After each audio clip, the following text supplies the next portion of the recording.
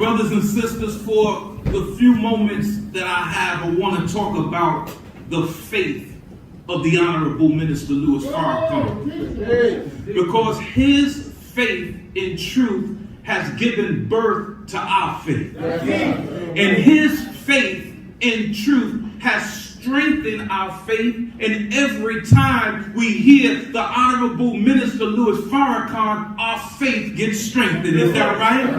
And the scriptures teach us that we should walk by faith and not by sight. This verse is not suggesting that we should not believe what we see, nor is this verse suggesting that we should only believe in what is in the physical. This verse is a metaphor inferring that a time will come where lights will no longer be present for the consumption of the people, but the conditions will demand that the people have to continue to walk even though it's dark outside. So, in the absence of light, one's faith must kick in and be the guiding light by which we spiritually navigate in. Because we can't stand still in the darkness.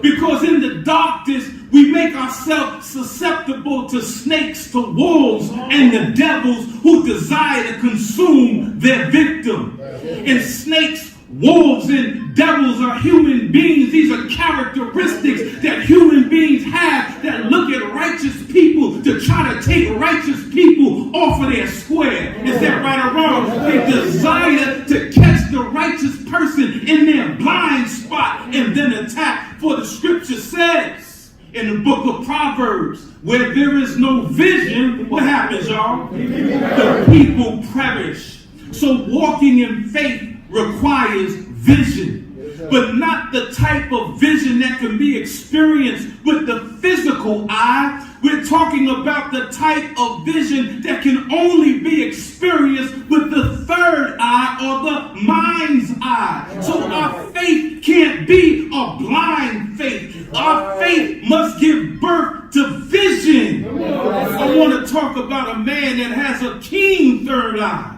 and sharp vision, spiritual vision. His name is the Honorable Minister Louis Farrakhan. For spiritual vision is not the same as 20/20 vision.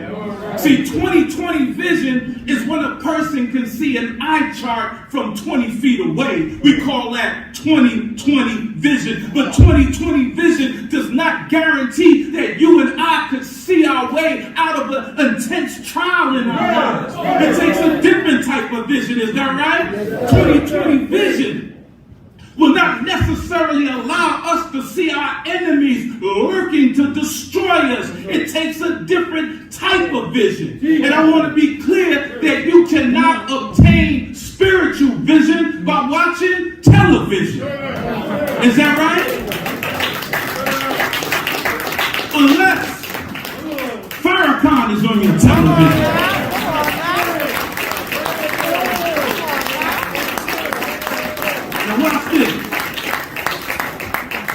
Back in the days, we used to listen to a radio station called WBLS. And it had a DJ, his name was the Chief Rocker, Frankie Crocker.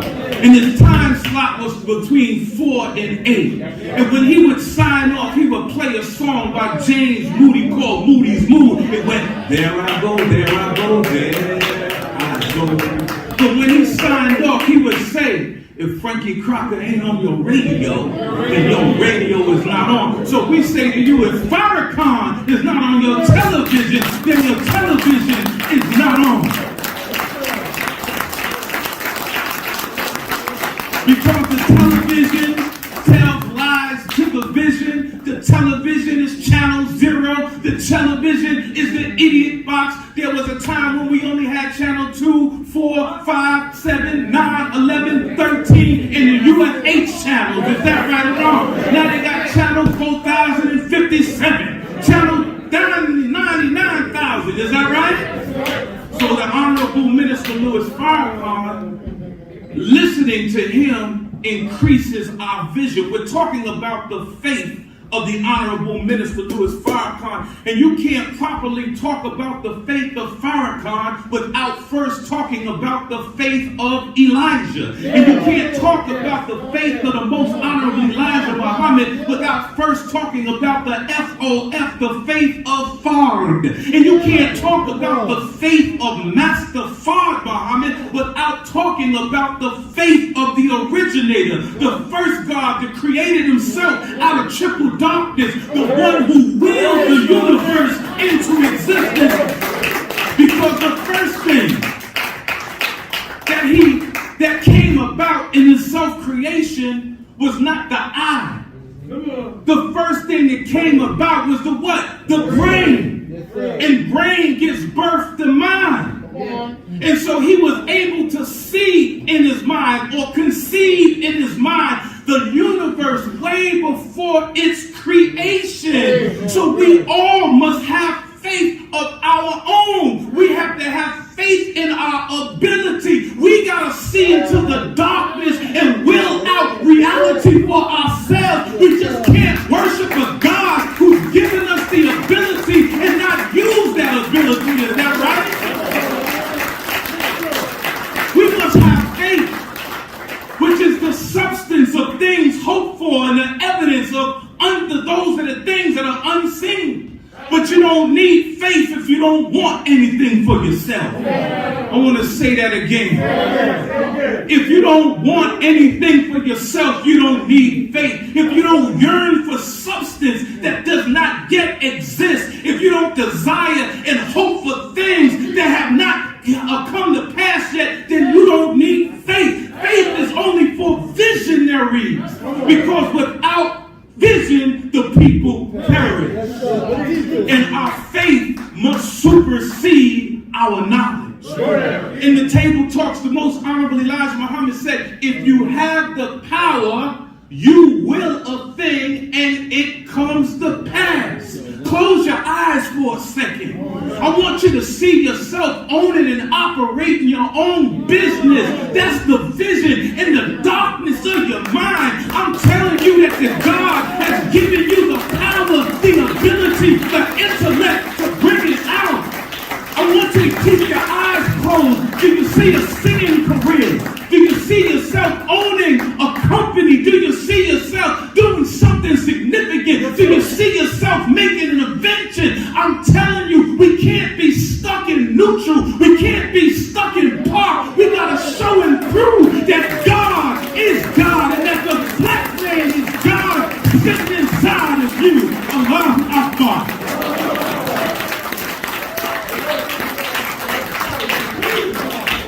When we look at the faith of the Honorable Minister Louis Farrakhan, a man who rebuilt the nation of Islam from no thing or nothing after its fall in 1975, we must bear witness that he demonstrated tremendous spiritual vision in order to be able to see by faith what did not exist in reality, which was a rebuilt nation, which was our sisters wearing their garments again, which was our brothers in their suit and bow tie, which was the final call newspaper. He saw it in his mind. Is that right or wrong? But it did not exist in 76 and 77. Is that right or wrong? So the minister walked the walk, worked the work, and rebuilt the temple. And in the rebuilding process, the minister had to have what we call tunnel vision. Tunnel vision is actually considered deceptive or a defective sight, because objects can only or can't be properly seen if they are not close to the center of vision. But it is absolutely necessary. Tunnel vision is absolutely necessary whenever you embark on something significant. Whenever someone wants to do the impossible, they have to have tunnel vision. Is that right or wrong? So rebuilding a nation of Islam, the minister had to have pinpoint focus and fixation on the object, and the object was the black man and the black woman's resurrection. Is that right or wrong? But in addition to the tunnel vision, he also had to have what we call peripheral vision. Peripheral vision is our ability to see out the corner of our eyes without having to turn our heads. Are y'all with me? Because you got to understand, you are the object of God. You are also the object of Satan. In the scripture, Satan is having a conversation with God, even threatening God by saying, then I, Satan, shall come upon them, meaning the righteous, from before them and from behind them and from their right and from their left, and thou wilt not find most of them thankful. So he says, I'm going to come from their right and their left. That's why you got to have peripheral vision. He says he's going to come before them. That's why you got to have tunnel vision. But he also says that I'm going to come from behind them. So if Satan is coming from behind me, I got to have a spiritual rear view mirror to be able to see my enemies behind me. Is that right or wrong? In order for me and you and I to see our enemies, we got to have that radar, which is the acronym for recognize a devil and run his behind from among us. Allahu Akbar. I gotta move quickly, y'all. When we building a nation, the minister didn't have a worm's eye view. He had what we call a bird's eye view. And a bird's eye view gives the visionary the advantage. A bird's eye view in war is essential when gathering intelligence, because you can ascertain the position and the formation of the enemy. Is that right or wrong? And lastly, on the vision of Farrakhan, with the anticipation of impending darkness, the minister has been blessed and equipped with a very special vision, and that's called night vision. You know why? Because the freaks come out at night. The agents come at night. The hypocrites come out at night. The devils come out at night.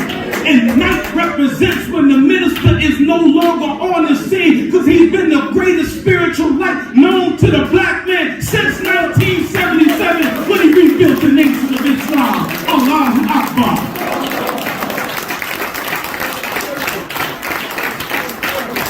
Give me 4 more minutes, y'all.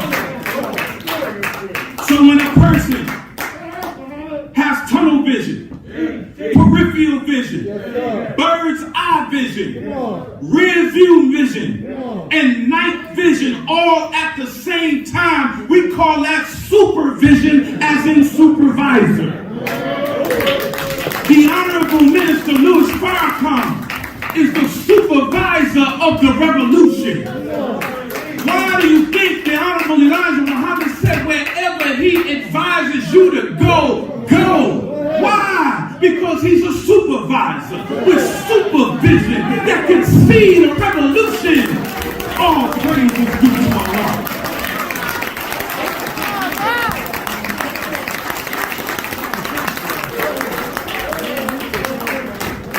I'm trying to go fast, y'all. See, if we are truly followers of the minister, we must develop our own set of superpowers so that we will have supervision when the minister is no longer present among us. The minister said, when the anointed servant of Allah is no longer present, Satan within and without starts working, but Satan, who is already in us, starts working once the servant of Allah leaves, because he is already in us. Satan is already in us. So not only do you need peripheral vision, rear view vision, night vision, tunnel vision, and all those other visions, you need inner vision, because